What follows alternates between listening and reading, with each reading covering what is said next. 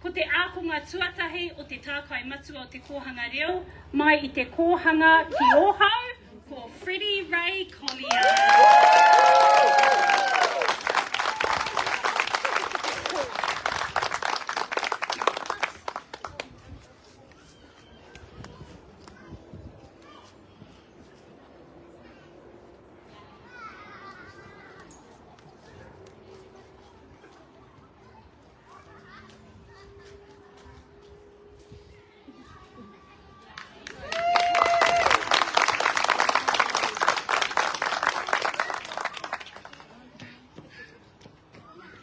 Ko te ākonga tuarua, ki te kōhanga reo ki ohau, ko Nora Smith.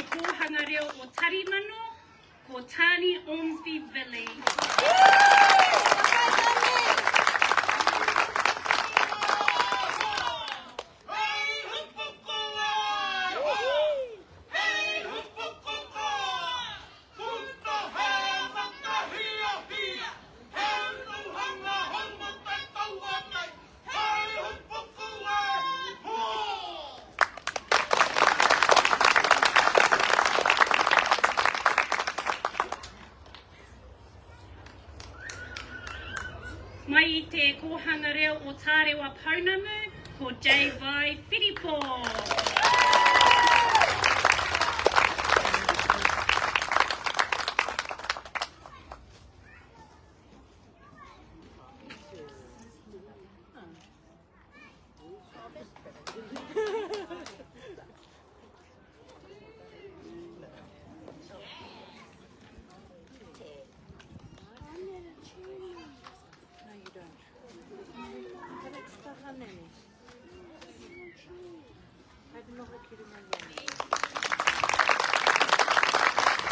Mai I te kōhanga reo o Atawhai, Charlie Madray.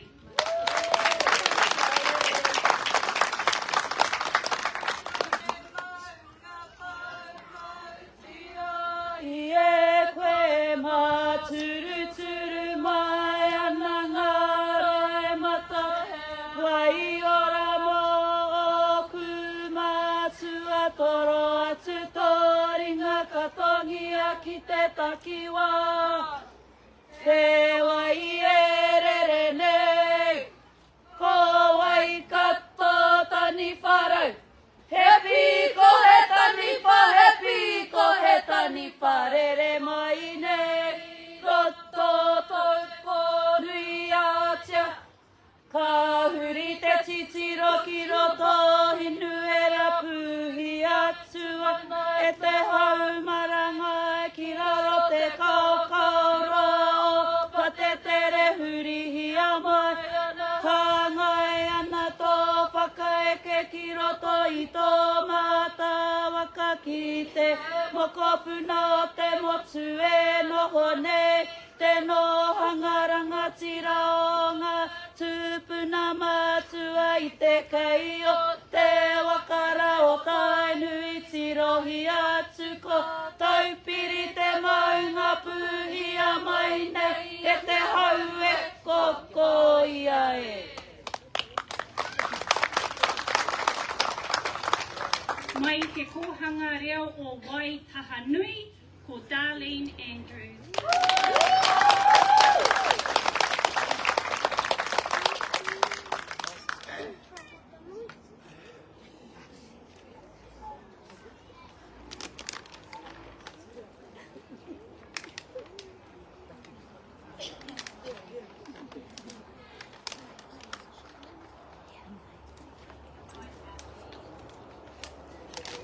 Mai te kōhanga reo o Motu Taiko ko Amelia Rutene.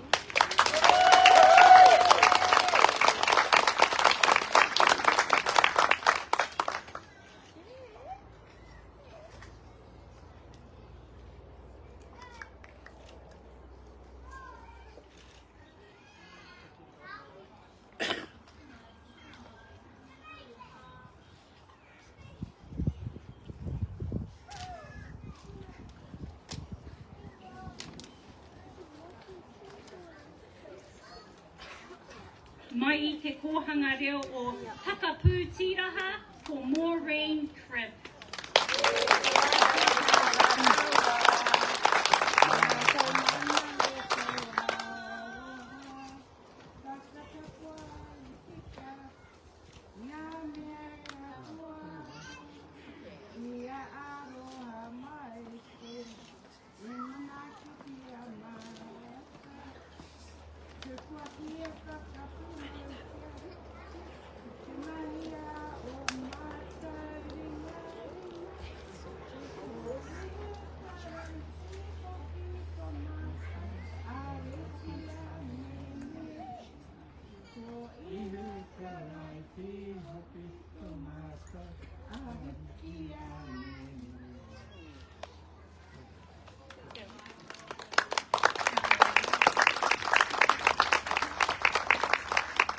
Me mihi hoki ki ngā tauira kaori I whai a kanohi mai tēnei rā, ara ko mere kēti whare no te kōhanga reo o ngā mokopuna o te matai, rāua ko Māhine Rangi Morehu Isaacs mai I te kōhanga reo o te Korowaitanga.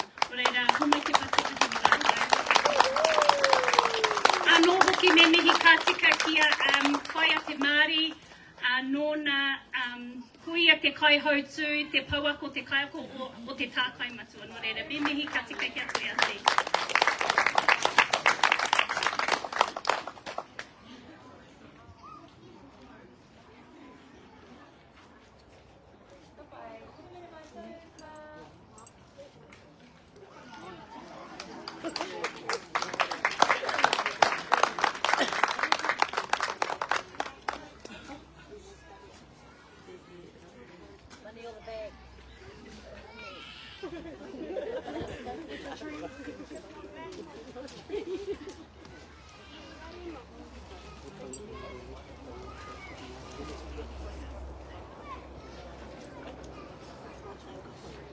Karawe, me mihi kia koutou ngā ākonga o te tāpai matua. Ka huri tātou inaianei ki te ara tuatahi mo te reo Māori. I roto ko te pauako, te kaihautu o tēnei tohu, ko Peri, ko ngā kaiwhakawhiwhi, ko ngā kaiwhakawhiwhi ko Peri, ko koe te tai? Yeah. Mo te Ai. Te ara tuatahi? Ai, kare.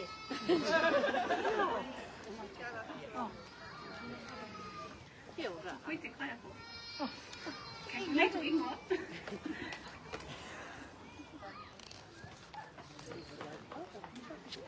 Me Uncle Blackie, ko koe te tahi hoki. He tika tēnei? Ai. Ai, ko koe Uncle, hara mai.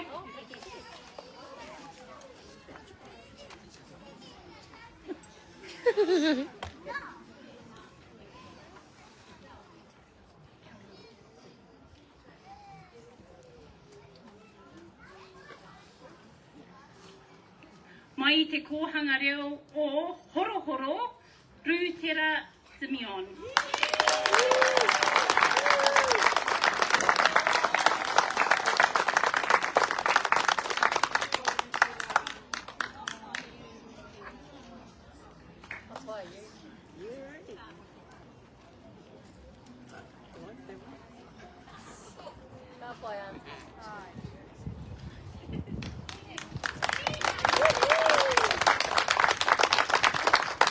Mai I te kōhanga reo o Tārewa Pounamu, Zaladi Gittins.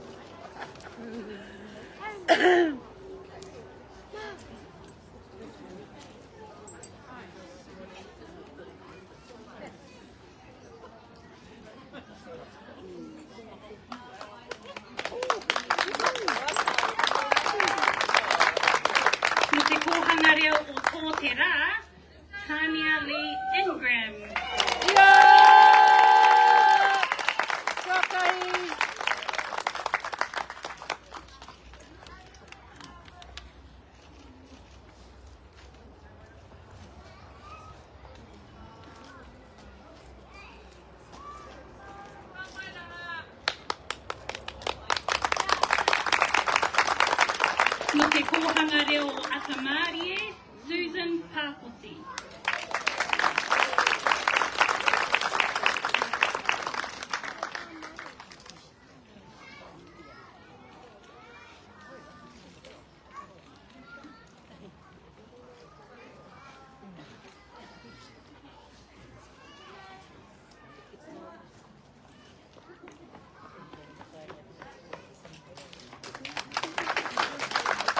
No te kohanga reo o Kimihia, Shaniqua Harihari.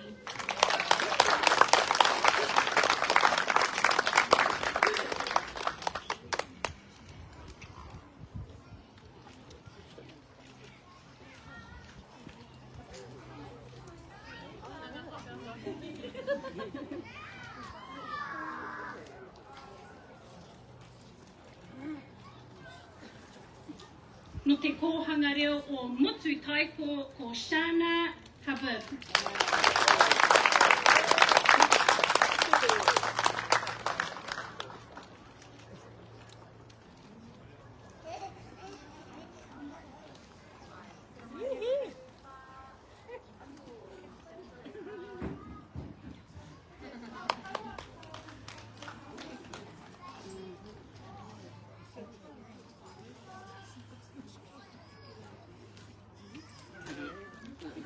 No te kohanga reo o te Korowaitanga o Hinewai Douglas.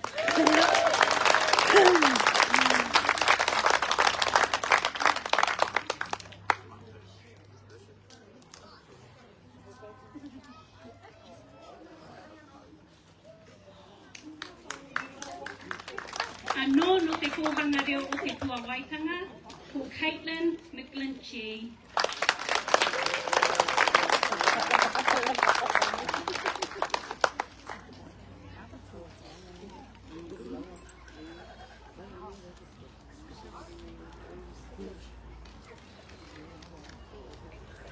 Anō hoki no te Korowaitanga ko Zion Kingi.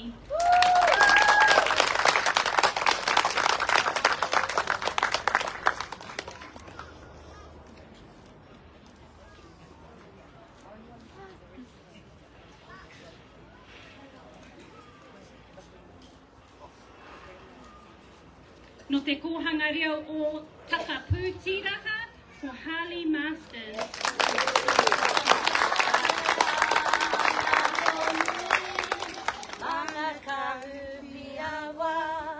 Taringa motu o ngā rui, wainui arua wanganui, ka rere atu ki te moana, ka rere atu ki te moana.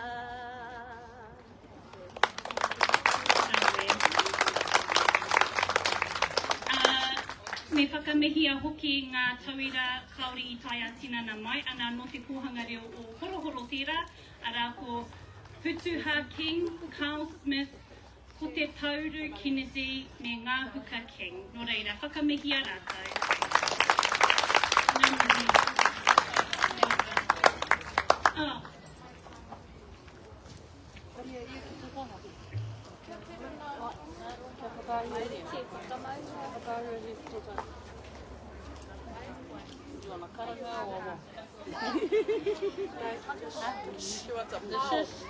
Oh. Oh, yeah, come on.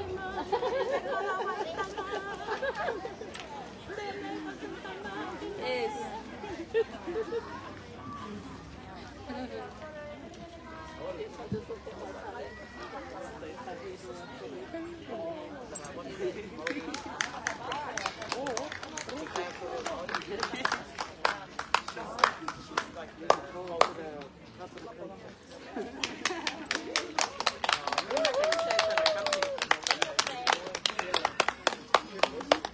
Katahuri aki tātou ki te ara tuarua mo te reo Māori. Ko te kaupapa o te wā.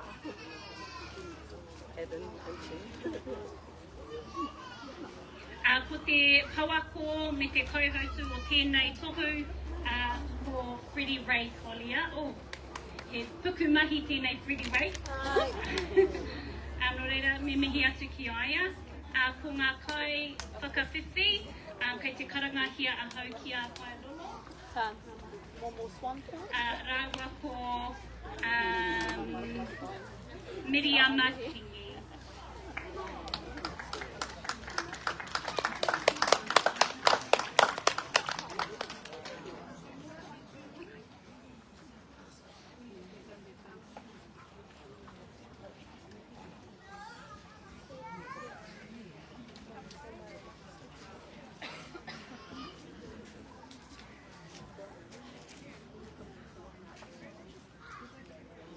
Mai I roto o Waiariki Tu Wharetoa, ko Taimania McMath.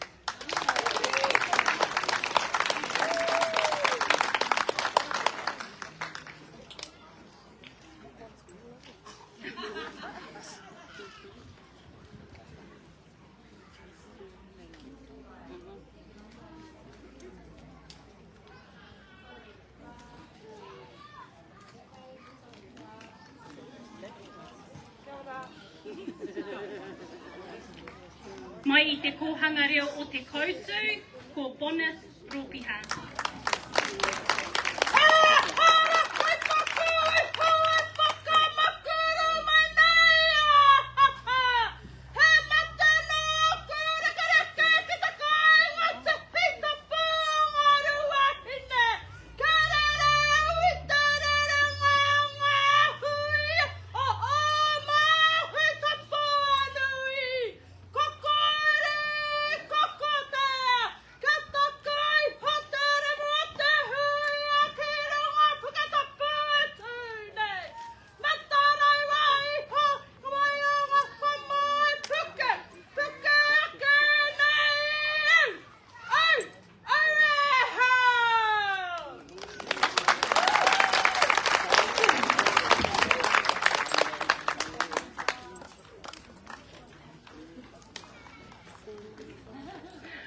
Mai roto te kōhanga reo o te koutou, ko kahukura mihiata hahi pene.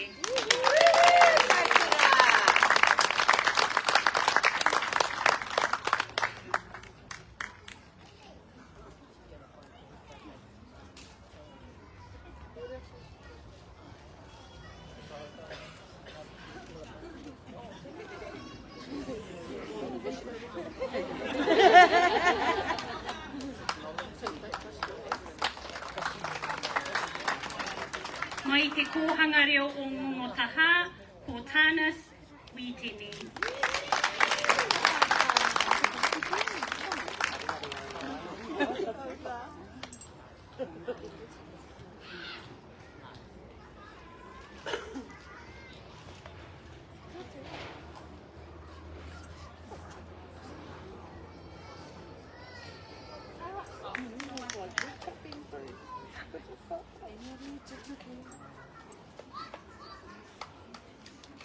Mai te kōhanga reo o Tarimano, te haupapa waka.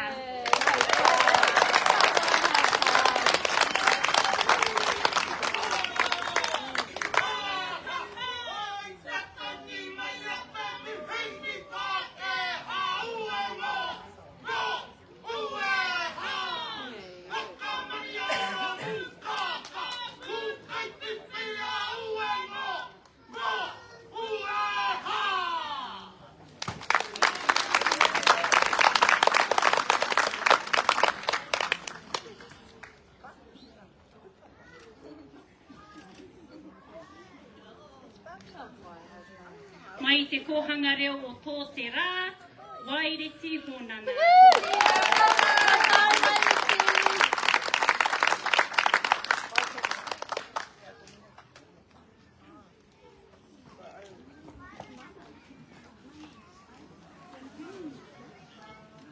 Atahua Waiariki.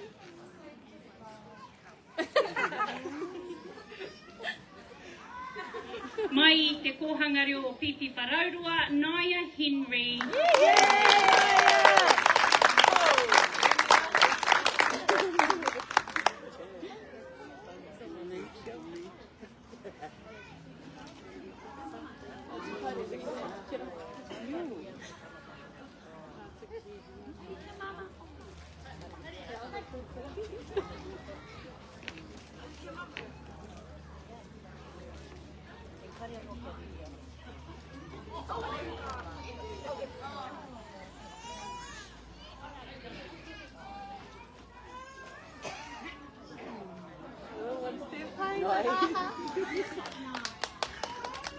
No te kohanga reo anō o Pipi Parairua, ko Ngāroma te pānia hunuri.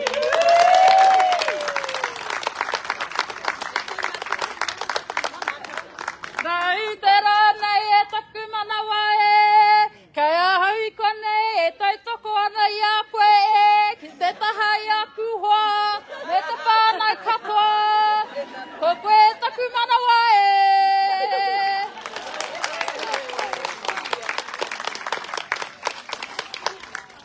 Kia ha te whakautu ngā.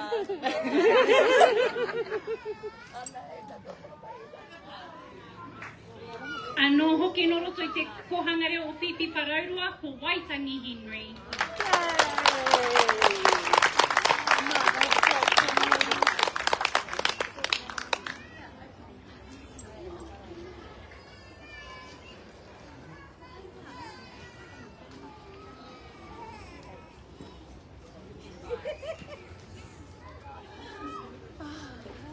Yeah, man, be part of you. Yeah, been a while.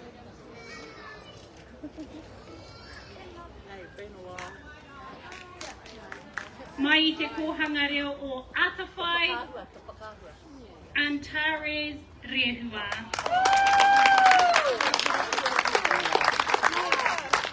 Tūwhare!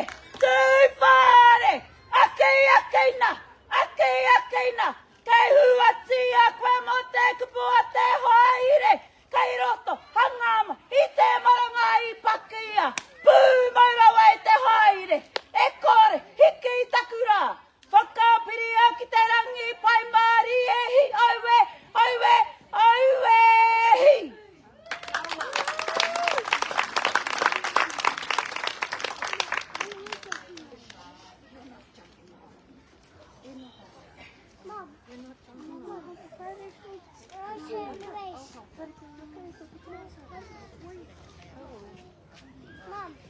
Mai I te kohanga o Atawhai anō, ko Debbie Sharon Shaw.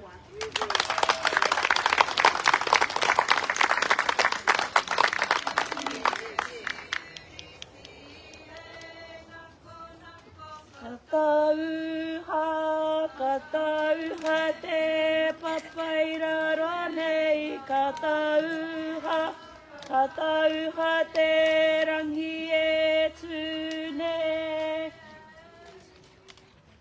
Hoia I rukuhia manawa pauroto, koia I rukuhia manawa paua hokoi I rukuhia mai rarotonga. Wakatina kia tina, te more I Hawaii ki e pupu, wana hoki e wawau, wana hoki tāre watu ki te rangi e. Hoi ai eke panuku, eke tangaroa, haumi e, hui e, tai ki e. Mai I te kohanga reo o Waitaha Nui, ko Jade Hanson.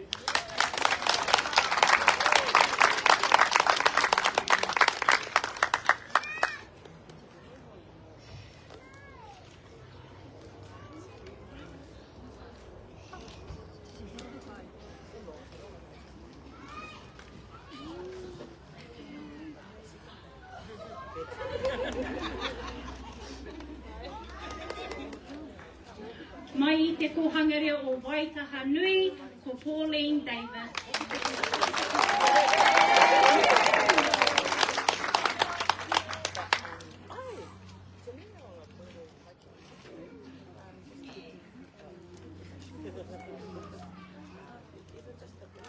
Pena ai, ko ia noi hono kuna kohanga. Te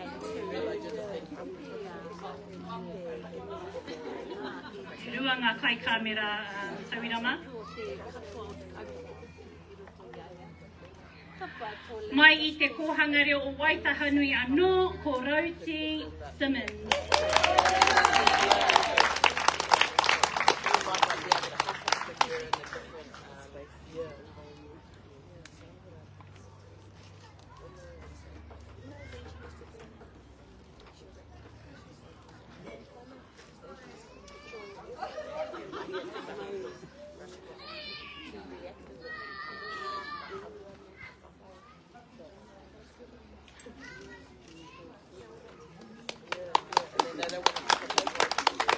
Mai te kohanga reo o Kimihia, Āwhina Marie Henry.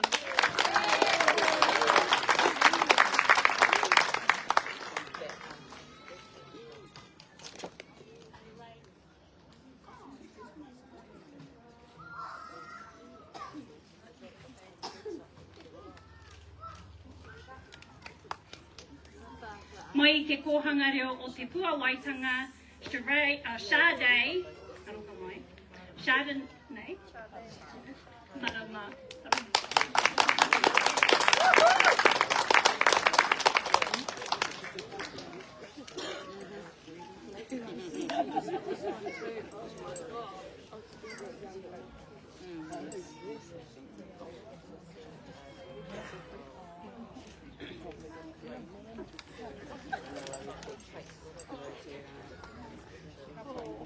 Mai te kohanga reo o te Korowaitanga, Thornton Stevens King.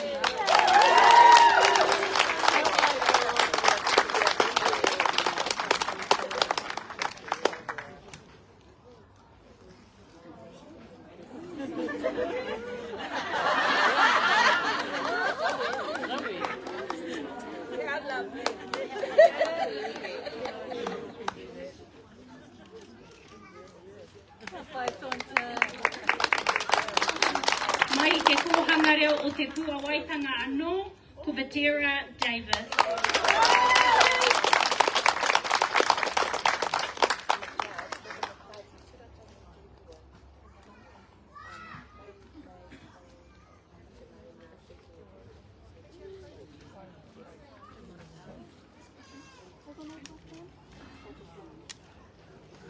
Mai te kohanga reo o Kauriki, ko Mariah te waka.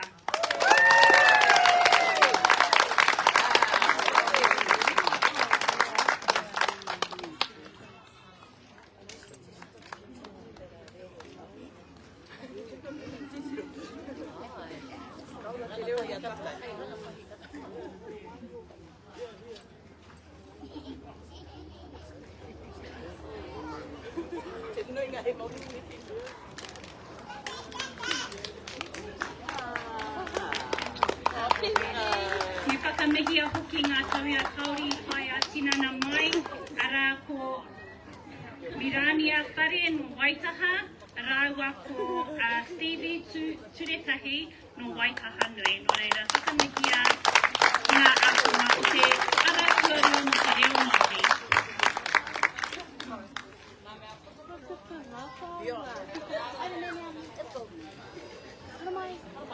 Come on, Mama.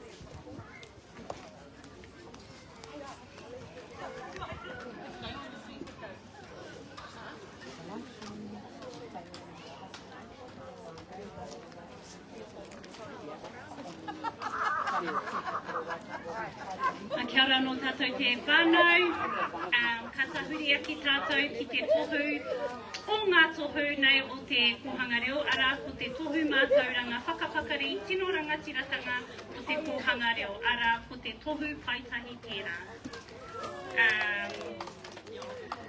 Ka karangahia ngā kai whakawhiwhi, ara ko nana kei, ko ia te pauako o te rōpū nei, o te rōpū ākonga. Rāua ko Neni Chrissy.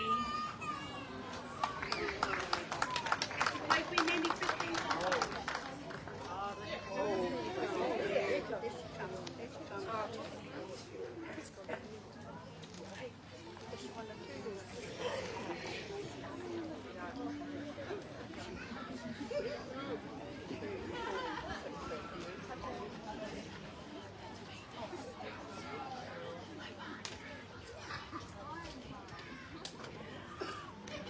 Ko te ākonga tuatahi no te kohanga reo o te hikuai, ko te ango kura waka.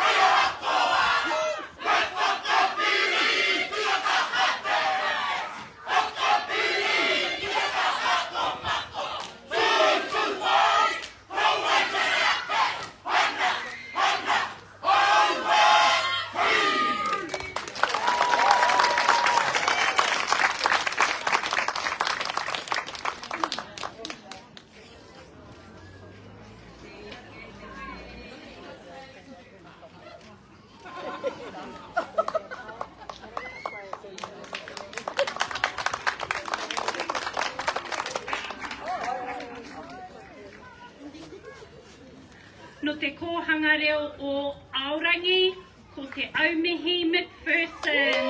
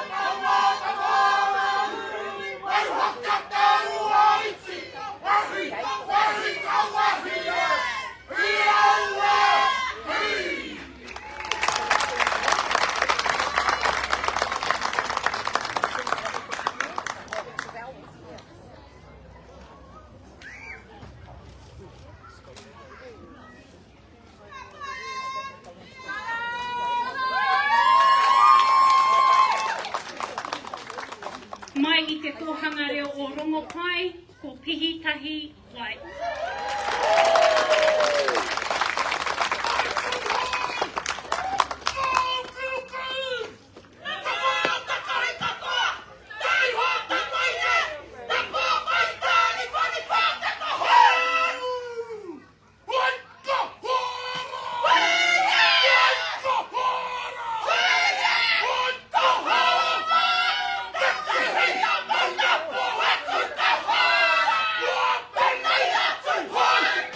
Hey!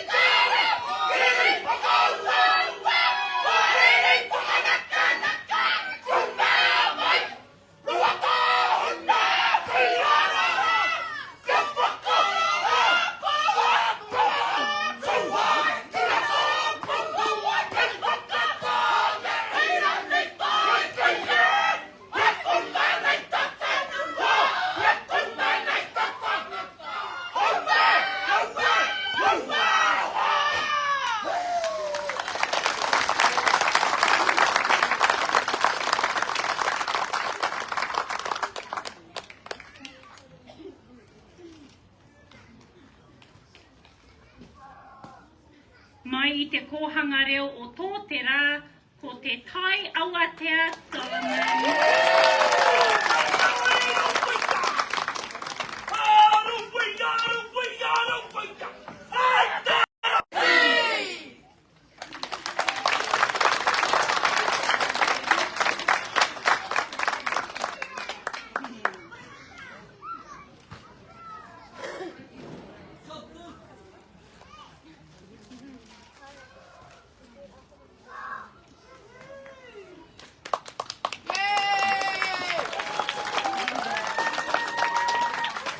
Mahi te kōhanga reo o Pipi Wharaurua, ko Mātira Te Pānia.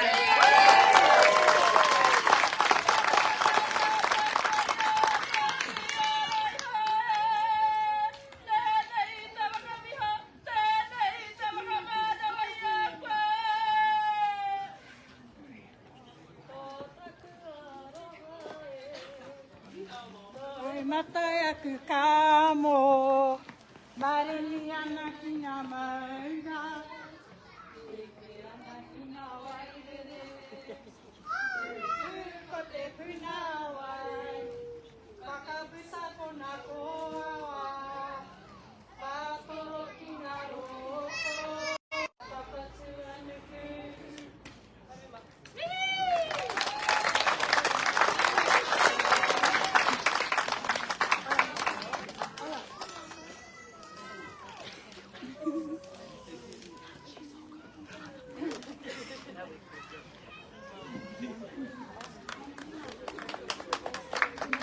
Mai I te kōhanga reo o te rangi Māori e, ko rangi Rauaka Mansi.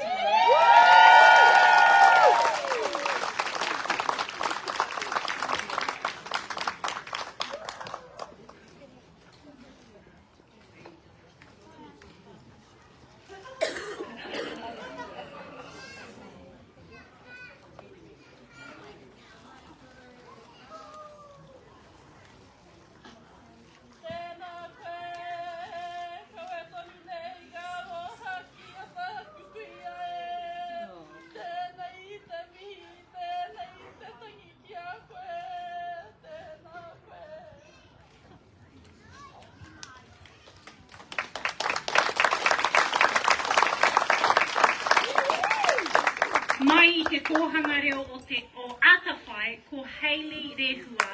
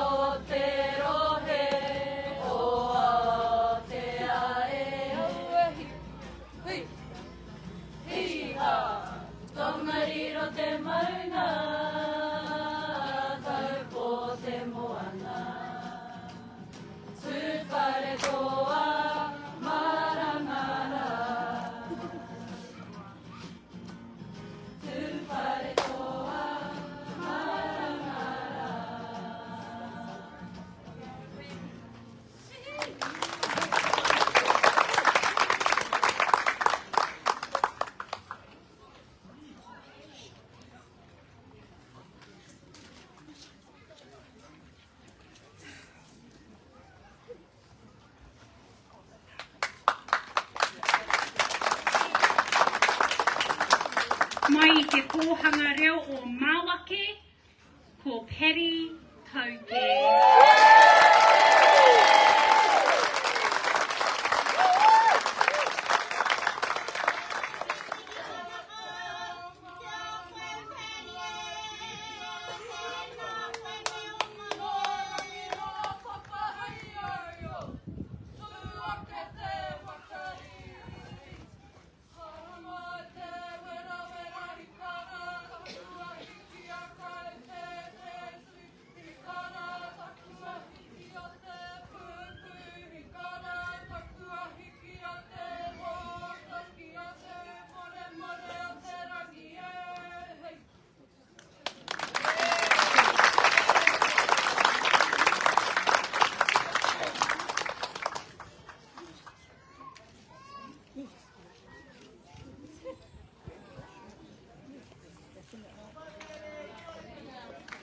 Ana ho mai te piki paki paki anō mo e nei tawira.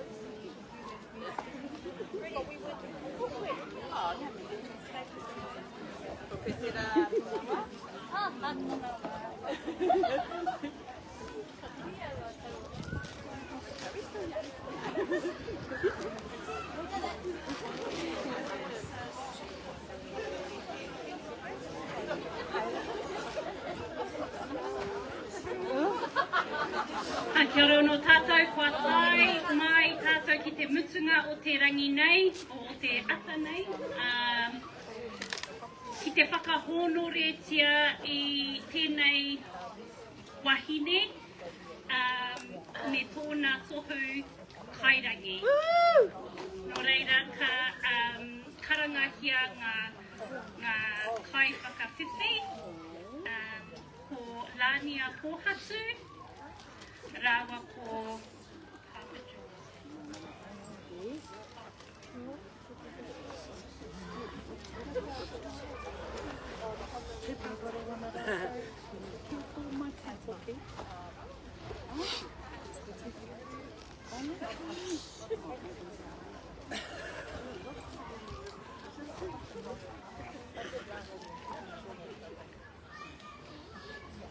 Nā ko te wahine nei he kanohi ia mo tō tātou rohe anō ki orunga i te poari.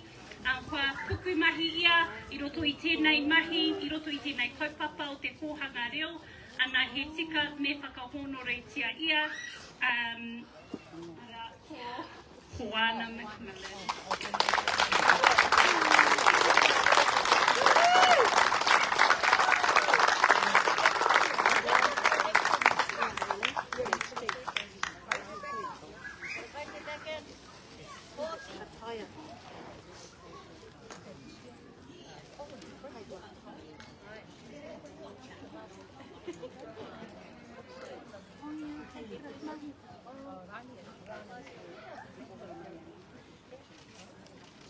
Ko Ko ona mahi rangahau I roto I tēnei tohu, e pā ana ki te kohanga reo, ko te pāharakike me ngā inaianei, the educational successes and kohanga reo. Nō reira, titiro kia kua tai mai tātou I tēnei rā, mō auatu mō ākonga nō reira, me mehi ka tika kia koe e hoana he kore.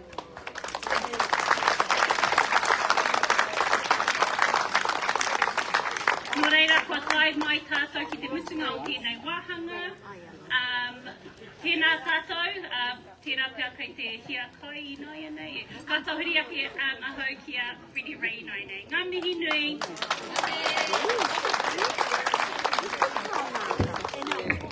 Paki anō mō ngā mahi kaha Cherie.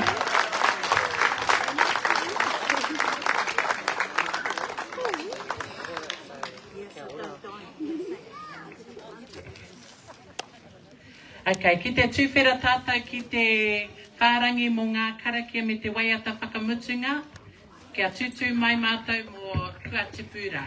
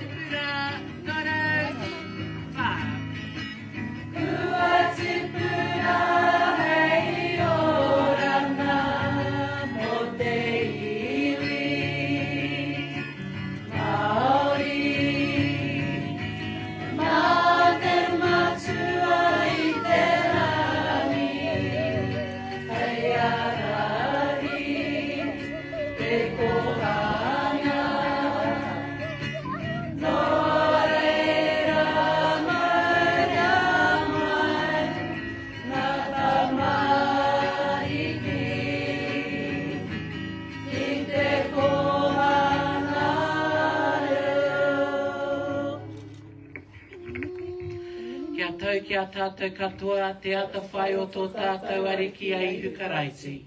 Me te aroha o te atua, me te whiwhinga tahitanga ki te wairua tapu, ake. Mā te māri a te atua e kore nei e tae te whakaro, e mea o mātou ngākau o mātou hinengaro, ke au ki te mātou i te aroha o te atua, ki tāna tamako tahi anō ki ai hukaraiti tō tātou ariki.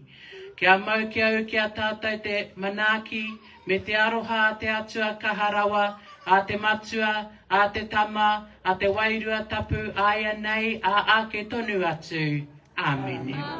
Kia ora rā tātou. Kua mutu te taha ki ngā Korowaitanga. We got about 15 minutes before ka karanga mai a hine ora. Kia tomo atu mātou. So those